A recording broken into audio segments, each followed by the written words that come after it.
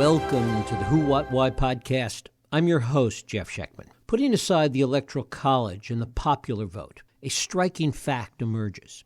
80% of the counties in the U.S. are red counties, each with a highly influential sheriff. These sheriffs, 90% of whom are white and conservative, wield significant power in their jurisdictions. The extent of this influence was starkly illustrated just this past weekend in Portage County, Ohio. There, the sheriff urged residents to collect addresses of homes displaying signs for Vice President Harris, implying that these households might assist in locating an anticipated influx of undocumented immigrants should she win the presidential election. In the complex tapestry of American law enforcement, the office of sheriff stands out as a unique elected position. It exerts enormous influence, not just over our communities and justice system, but increasingly over the electoral process as well. Despite its far-reaching impact, this thread of our democratic fabric has remained largely unexamined, even as it holds tremendous sway over our daily lives.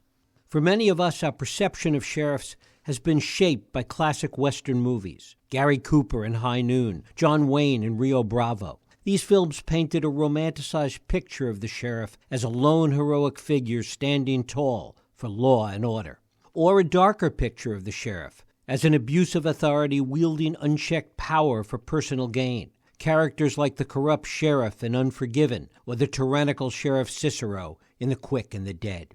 But as my guest today reveals, the reality of modern sheriffs in small towns or in cities like Los Angeles is a far more complex and potentially troubling story. My guest, Jessica Pishko, has gone deep into this shadowy world. Pishko is a journalist and lawyer and has become the nation's leading authority on sheriffs. In an era when debates about policing and justice reform dominate our national conversation, Pishko's investigation exposes a troubling undercurrent in American democracy. From the rise of what's become known as constitutional sheriffs to their influence on immigration enforcement and election integrity, this often overlooked office has become a flashpoint in our current political landscape. What exactly is the constitutional sheriffs movement, and why is it gaining traction? How have sheriffs aligned themselves with the far-right militia groups, and what are the implications for our communities? And perhaps most crucially, how has the historical role of sheriffs allowed this office to accumulate more power while evading accountability? Jessica Pishko is a journalist and lawyer. She's been reporting on the criminal legal system for a decade with a focus on the political power of sheriffs. It is my pleasure to welcome Jessica Pishko here to the Who, What, Why podcast to talk about the highest law in the land, how the unchecked power of sheriffs threatens democracy. Jessica, thanks so much for joining us. Happy to be here. Well, it is a delight to have you here. Talk a little bit about the historical role of sheriffs, first of all, something that's been with us really since almost the very beginning of the Republic. It's true. So, when I was researching the book, one of the things I was very curious to find was what was the actual history of sheriffs. Most of the sheriff histories that are out there are written by sheriffs themselves. You can find a lot on sheriff websites, and they sort of read a bit like a list of kings, right? They have a list of all the sheriffs that served in the county and their various exploits. It turns out that the history of the sheriff is both a little more nuanced than that, and also, I think, perhaps much more wrapped up in the history of the United States and its history of, racism and colonialism than many people think. The sheriff is an office that came from England. So many people point out it's shire reeve. So like from the shire, and the sheriff has always been a local officer. Their main job, to be honest, before the 1800s in the United States was primarily to collect taxes. So if you've read the stories of Robin Hood and the Sheriff of Nottingham, he was out there collecting taxes for the good people in order to give them to the king. In the United States, the sheriff pretty quickly became a symbol of Jacksonian democracy. So during the 1800s, there was a push to make many more offices, especially local offices, elected. And one of them was the sheriff. And the idea was to let all white men vote for their local sheriff. And as the United States became larger, part of manifest destiny, taking over vast swaths of territory to the west, the sheriff became more important as a kind of quasi military official.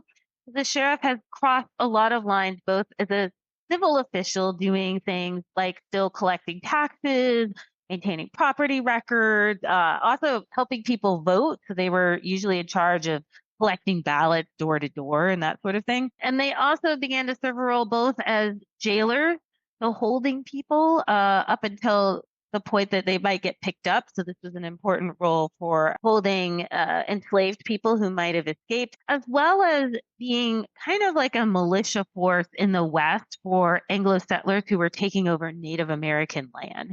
They did a great deal, especially in California, a lot of work quote unquote, fighting off Mexicans who were already living in California, and also protecting Anglo settlers from other types of immigrants, especially in the San Francisco area, Chinese immigrant communities who were very large and doing a lot of labor. And that was the role of kind of how the role of sheriffs became something more like police. Talk a little bit about the nexus between sheriffs and police departments as it's evolved here. The sheriffs are elected by county, which means that they are tied to the land in a way that police departments aren't. So police departments are sort of, when a place forms a city, they can, if they choose, form a city police department.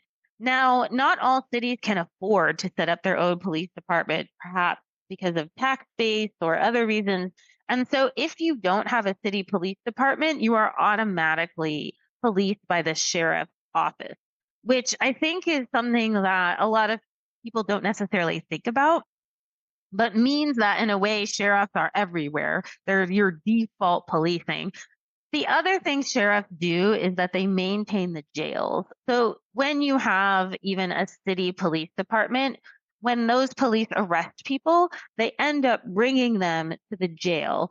And the vast majority of them, around 85% of jails, and in California, every jail is run by sheriffs. So those people that end up getting arrested end up in the custody of the sheriff anyway. You could think of the sheriff almost as like this funnel where everybody who enters the criminal legal system, in essence, eventually ends up. One of the other aspects of sheriffs, as I alluded to in the introduction, is there's tremendous mythology that has been built up around them, both good and bad. That's right. I mean, it's a kind of interesting, right? Because I think when you look at sheriffs, first, a lot of people think of fictional sheriffs is the first thing that comes to mind, right? They think of, as you said, something like John Wayne, or they think of Andy Griffith, right? The sort of friendly sheriff. And the idea of the sheriff being kind of both really good or really bad has been in the culture a long time. So a character like Wyatt Earp, for example, was both an outlaw and a lawman. And I think even today, if you look at current kind of fictional representations of sheriff, some of them are sort of like the bad guy who does good anyway. So like the sheriff who doesn't really follow the law, but does enact something that looks like justice. So that can sometimes look good, right? Like sometimes people crave the lawman who doesn't follow like all the technicalities of the law, but ends up like doing the right thing. And then there's also sort of like the sheriff who doesn't follow the technicalities of the law and ends up sort of in self-dealing or, corruption, sort of like the sheriff in the Dukes of Hazzard, right? Is the sheriff of like the example of the corrupt Southern sheriff. One of the unique things about sheriffs, and you talk about this, the idea that they're elected locally, that in so many cases they really are reflective of the culture, the local culture of the community in which they serve, more so than police, for example. Yes, so this is really important to the mythology of the sheriff, the fact that sheriffs are elected and as a result derive their legitimacy from the people. Now, it turns out that that's actually more complicated than it sounds, in part because we know, looking at the results of those elections, that over 90% of sheriffs are white men.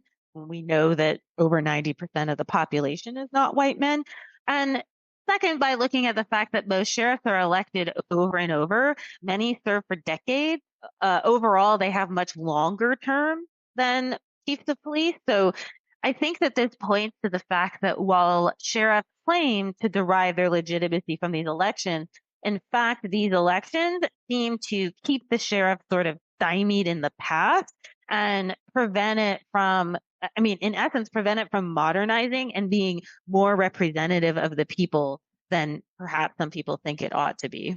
One of the things that breaks this mythology is that many of the inherent problems with sheriffs and some of the realities we've been talking about are true not just in small towns, but even in communities and counties like Los Angeles. That's absolutely true. The Los Angeles sheriff, so the recently unelected sheriff, Alex Villanueva, was certainly an example of a sheriff who took the law into his own hands, right? You might think he was a hero, or you might think he was corrupt, depending on your point of view.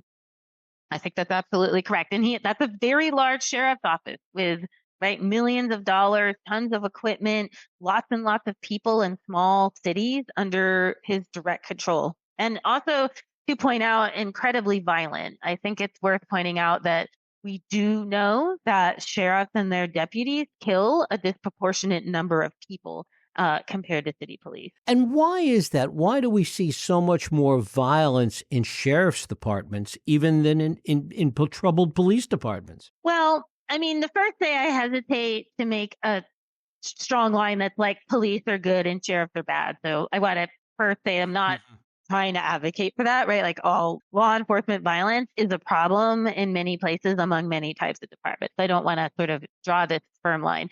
I think that what we see in sheriff's offices and the reason why there is a sense of lawlessness, right? We do see both, I think, more corruption, more systemic violence. So like the Los Angeles LASD gangs, that kind of behavior, in addition to sort of what we might call like petty corruption, as well as this violence, comes from the fact that one, because the sheriff is elected, it is difficult for many counties to hold them directly accountable. So unlike police chiefs who have to report to a city council or mayor, sheriffs report to the county commission, but indirectly, right? They cannot force the sheriff to do something, and it tends to be rather hard to remove sheriffs. I also think that, look, sheriffs get to control a great deal of what they do. They get to control hiring and firing to an extent that police don't. They have control over county jails as well as other civil functions, which makes them, gives them more power in terms of the financial benefits that the sheriff's office gets. And honestly, I also think there's just like kind of a culture of quasi impunity in sheriff's offices. We recently had the sheriff of Riverside County. Well, he said he's running for governor on the GOP ticket, but he also like endorsed Donald Trump for president. And that's normally something I think that we don't expect our policing authorities to do. And so I think there's this idea that like sheriffs are able to do what they want, and that is highly mythologized, right? And kind of admired. And a lot of officials are honestly kind of worried about going against that for fear of backlash. And we see that in Los Angeles, right? When county officials tried to hold Villanueva to account, they were harassed, arrested, and had their homes searched. So, I mean, it's not out of the realm of possibility that that would happen. And talk about this constitutional sheriff's movement. What is that? What does it mean? The constitutional sheriff movement is a group of currently serving sheriffs that in essence believe the sheriff is the highest law in the land, as the title of my book implies. They are directly connected to the far right and kind of the GOP at the moment. And they believe, honestly, quite a lot of what the far right believes, right? They're anti-abortion, they're support a lot of ideas of QAnon. And the root of their idea is that the sheriff is the individual who can decide what laws are constitutional and how to enforce those laws. And the way we see that in kind of day-to-day life for people, for example, might be something like if the sheriff decides that he does not feel like enforcing state gun laws, for example, in California, he might decide that he's going to issue, let's say, concealed carry permits to as many people as he feels like it, or he might issue concealed carry permits to his friends. And in those instances, there might be very little that other citizens can do about it.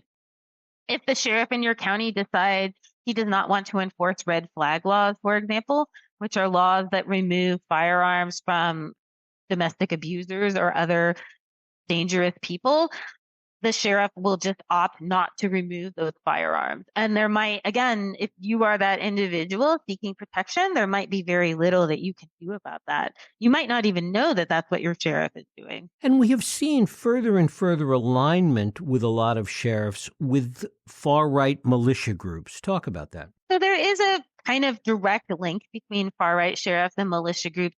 Much of it comes from a shared history and this what I would call worship of firearms, right? This is a very important factor to militia groups. The idea that people can own firearms and whatever firearms they want, and the same ideas of constitutional sheriffs, this value and I think really like worship of firearms.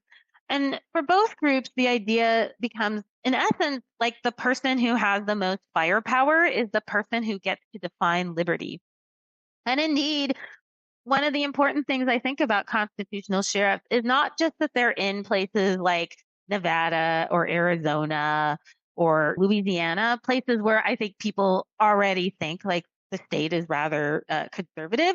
But again, states like California, states like New York, places that are run by Democrats, and yet you have these sheriffs who are very important locally because they support these far right fringe elements in their county, and they provide a lot of important support and legitimacy to these militias who honestly, when they know the sheriff supports them, that makes it easier for them to go into the streets and have open carry demonstrations or protest Black Lives Matter or whatever it is that these militia groups feel like they need to do. Are there fundamental cultural differences in regions in the country? And we look at Southern sheriffs a certain way, sheriffs in the West a certain way, in the East. Talk about that. There are important cultural differences in how sheriffs, in essence, came about in their role. This really, and again, this comes from like just the great diversity of land in the United States. In the West, there are very large counties, vast swaths of land, and also a lot of land that's owned by the federal government. And because of that, the sheriff there, I think, especially far right and constitutional sheriffs, have represented a lot of libertarian values. So the idea of private land ownership, fights against federal ownership of land, the desire to own firearms, and this what I paint as like a quasi-military quality. California, when the state was first formed, policing was done by what they called vigilance committees. So a group of people would get together in the local saloon and decide what people needed punishing, like what horse thieves or whatever people were the out group at the moment needed punishing. And then the sheriff would collect a posse, go out and take care of those people they thought were a problem. This was immensely popular in the West. In the East, we have a lot more smaller towns. Sheriffs kind of serve roles alongside a lot of constables and other kind of local policing. So in some ways, the role of the sheriff was not as great in terms of policing. And sheriffs have more importance there in running jails. And in the South, of course, we have this idea of like the racist Southern sheriff, right? The sheriff who runs their jail, who enforces Jim Crow. And again, a lot of this is true. Sheriffs were extremely important in the South in enforcing Jim Crow laws and maintaining segregation and in preventing Black people from voting. We have seen of late a lot of involvement of sheriffs with respect to immigration. What's happening there? Sheriffs have long been involved in immigration in the past few decades. So this was not something I think that was originally intended, but they have taken over a lot of immigration enforcement. Some of this is because sheriffs run jails, and jails are an important contact point for everybody, as I mentioned, who enters the criminal legal system. When people enter jails, they are automatically checked to see if they are in some sort of database. They look to see if you have like previous warrants or other issues. And one of the things they will look to see is whether either you have been previously deported or if there's a concern with your immigration status. In some jails, sheriffs voluntarily agree to do more immigration enforcement, so they might ask people or do further investigations into people's immigration status. And then alongside that, sheriffs can hold people and then send them directly to ICE. The other thing sheriffs have been doing with the support of the federal government is more policing on the border, especially the US Mexico border, although also the US Canada border. And they receive funding from the federal government. It's a program called Operation Stone Garden that, in essence, gives money to border sheriffs, even non border sheriffs, actually. You don't have to be directly on the border to get this funding. And it allows sheriffs to do what they call sort of joint missions with Border Patrol. And this is because, quite honestly, Border Patrol just doesn't have enough manpower to do all of the policing that it might like to do. And so sheriffs tend to provide this extra manpower to help police and patrol parts of the US Mexico border in particular.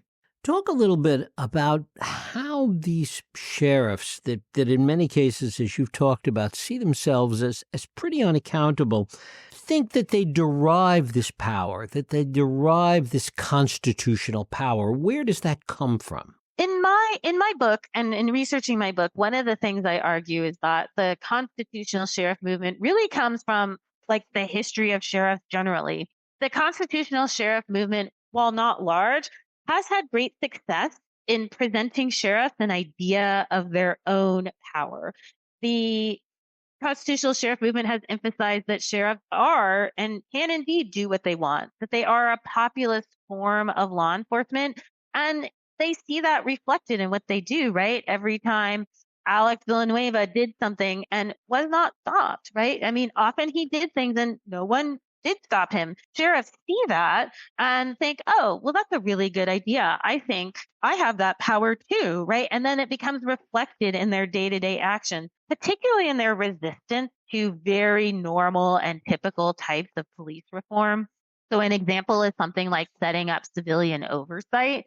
In California, there is a specific law that says that sheriffs can be subject to civilian oversight in every county, but we saw sheriffs really resist that, right? They consistently say, I don't need oversight, or they sued over the law. Oh, you can't have oversight over us, right? And I sometimes think that this is like one of the greatest achievements of the constitutional sheriff movement is to give every sheriff the confidence to say with certainty that they are the highest law, that people cannot make laws that regulate them.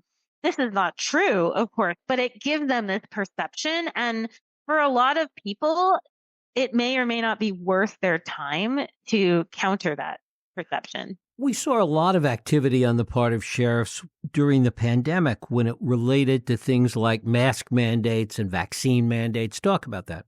So during COVID in 2020, this became a great recruiting tool for the far right sheriff movement and for sheriffs generally, because they suddenly found themselves with what they felt like was the power to say that they wouldn't enforce mask mandates or business closures. With kind of an unusual instance in which sheriffs were able to rise to the fore as kind of the officials most tasked with these health measures. It's sort of unusual and interesting that sheriffs would be tasked with this. Um, in part, it's because as county officials, that was part of their role. And in part, it's because in some counties in California, sheriffs also serve as coroners. So you also had a large number of sheriff coroners who were spreading misinformation about vaccines and various COVID deaths. And so there was this sort of combined role in which sheriffs were suddenly serving as both political figures and quasi health officials, in which they could both spread misinformation about COVID and vaccines and also claim that they weren't going to enforce these various health measures. What role do sheriffs play in elections? So, under normal circumstances, sheriffs don't play any role. Right. They sometimes serve as law enforcement, and the most common thing that sheriffs might be called to do is, let's say you have an unruly individual at a polling place. You might call the sheriff or other local police to like tell that person to calm down or arrest them if they're committing a crime. That is when I looked at like when people call law enforcement, that is the most common thing, right? And that makes sense. What has happened is that as elections and this issue of election fraud has become more popular on the far right, many sheriffs have started to claim more authority over election investigations than they have. They have started to claim that they not only have authority to, generally keep the peace, prevent people from being harassed, but also to serve as some kind of like election police. So ensuring that ballots are cast properly, policing ballots, taking it upon themselves to self police various types of voting procedures, especially early voting or drop boxes. This is all kind of a myth of the far right sheriff movement, but sheriffs have eagerly taken this on. For many of them, again, similar to the ways in which sheriffs were able to make bold claims during the COVID pandemic, because this is a popular issue on the far right. It's something that a lot of voters care about, especially in more conservative places. And so sheriffs have kind of eagerly taken on the idea that, oh, sure, I can police elections too. Again, the issue with something like a sheriff's office that is so flexible and has so much general power is there's not a whole lot to keep them from taking on more power if they like it, like a mission creep, right? If they're already doing all these other things, then why shouldn't they be policing elections too? A lot of it is, again, just purely political. But it is something that I think is worrisome and dangerous to people because they may believe that their sheriffs have authority. A lot of far right groups are doing vigilante voter policing, and they tend to go to their sheriff as the most sympathetic individual. One of the things we've seen with respect to incarceration is that more and more of their jails become profit centers for their community, for their county, and this creates a whole different set of incentives in terms of incarceration. Yes. So jails have become great sites of lots and lots of people. And we've seen in many states, as they have tried to decrease their prison population, that jails have instead become extremely full and overcrowded. As a result, sheriffs have used that as an opportunity to both build bigger jails, and as they say, if you build it, they will fill it. So they build bigger jails with the idea that they will either fill it with more people or fill it by renting out the space. So in many states, they can rent the space either to the state to hold people who might otherwise be in state prison, or they can rent that out to the federal government and hold either people who are in immigration detention or people who are being held by the U.S. Marshals for various reasons. And so when they do this, they make money. In some places, sheriffs can also charge a per diem. So they essentially charge like a hotel, like if you stayed in a hotel, they charge a like per diem to people who stay in the jail. In some jails, sheriffs charge people a per diem to have like an upgraded jail stay. So like if you want your Marriott rewards or whatever, you pay like you pay more money to the sheriff to have like a nicer jail cell. And this is the way that sheriffs, honestly, they kind of make money via the jail. It gives them quite a lot of power. It makes them also like profit centers in the county, right? For many counties that might be cash strapped, the fact that the sheriff can fund his own department and fund his own jail through like charging these kind of per diem amounts is something that makes the sheriff really appealing. It also adds to the power of the sheriff, and it also disincentivizes county officials from getting in the sheriff's way. The other thing that it does is it allows them carte blanche in terms of abuses at some of these jails, as we have seen from one end of the country to the other. That's correct. I mean, at this point, I think that county jails are among the most dangerous places for people to be. We know that people go into them extremely distressed and that people die at very high rates. And quite frankly, jails are where people go because they are in distress. When you get arrested, you don't get asked for your medical history. You can't go home and get your medicine if you're a diabetic. And a lot of people do go into jail. They may or may not have substance use issues, and they might have other medical problems. And there are unfortunate stories across the country of people dying, giving birth on jail cell floors, people going into withdrawal. people having problems because they don't have their like insulin or other medications that they require, and people in mental health emergencies. Like jails are truly becoming this place that are very, very dangerous. And quite frankly, sheriffs are just not the people most equipped to handle it. In one county, I think Fresno County in California, they asked, reporters asked the sheriff about why people were dying in the jails. And she just said, well, that happens. People will die. It's sort of accepted as something that happens. And I think in particular, sheriffs as law enforcement have a really gimlet eye towards people suffering in jail. They don't take their complaints particularly seriously. And again, sheriffs don't have training in medicine. They don't have training in sort of maintaining hospital-like conditions or even, management. And so you have these sites of great people in great distress that are run by kind of unqualified law enforcement officials. Well, one of the things about it is how accepted it is. I mean, it's no surprise to anybody that follows this, even in a tertiary way, that places like Fulton County Jail, Cook County Jail, LA County Jail, that these are such dangerous places, and yet nothing ever gets done about it. Yes, it is. I mean, I agree. They are extremely dangerous. I think, for one thing, because the sheriff controls the jail, they also control the flow of information into and out of the jail. So in the first instance, it can be very hard to get that information. In the second instance, as we pointed out, it is very hard to get sheriffs to force sheriffs to change, right? Because they are an elected office. It can be hard to force them to change their jails and the way they run their jails. And I think, unfortunately, the view of jails among many people is that the individuals in jail somehow deserve to be there. And to that, I will point out, jail is a place where you go if you're arrested. A lot of people have not been tried. They have not been found guilty yet.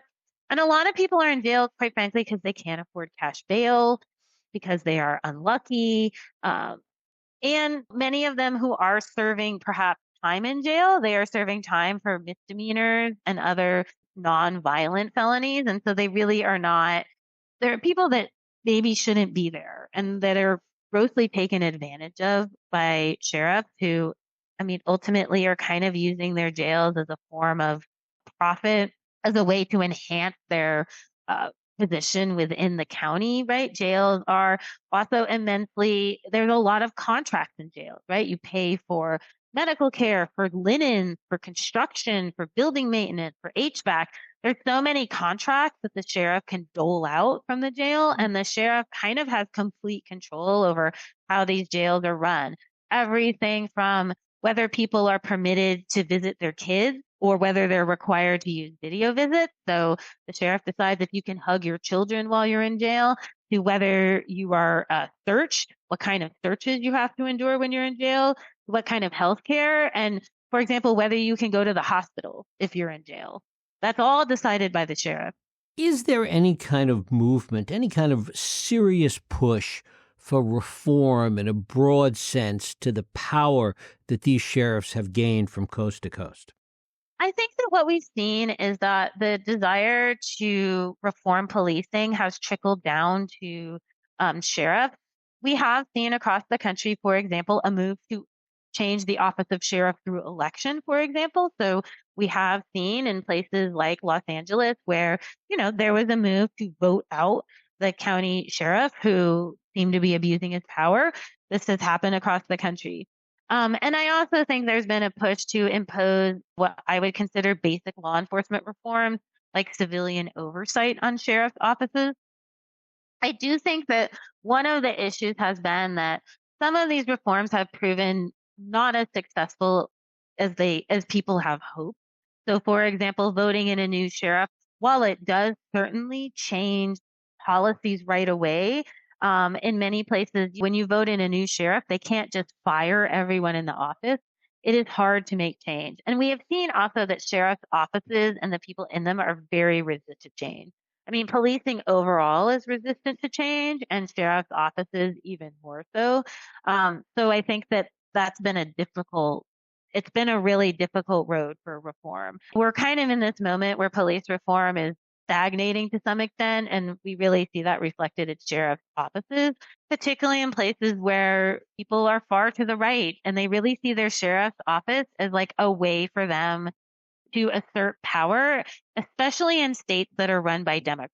There's this movement locally in a lot of rural areas that look to their sheriff as sort of the politician most likely to support far right politics. Have we seen sheriff's departments, large and small, gain more and more power as the country has become more polarized? In my view, yes. So I think some of this is part of the spread of the constitutional sheriff movement, which has empowered sheriffs to believe that they have more power. One of the things that the constitutional sheriff movement has done throughout the country is they sort of go on the road and have something like a traveling tent revivals in which they invite sheriffs and sheriff supporters to come to these various trainings and, quote unquote, teach them how to be better constitutional sheriffs. These have been pretty successful in rural counties, often because, one, to be honest, trainings for sheriffs are pretty poor in most states, right? They don't have actually robust training. And as already pointed out, in most states, there's almost no requirement to be sheriff. So you do have a group of untrained elected officials who, right, crave information. And then they get this information, like how to support the Constitution, which sounds good to most of them.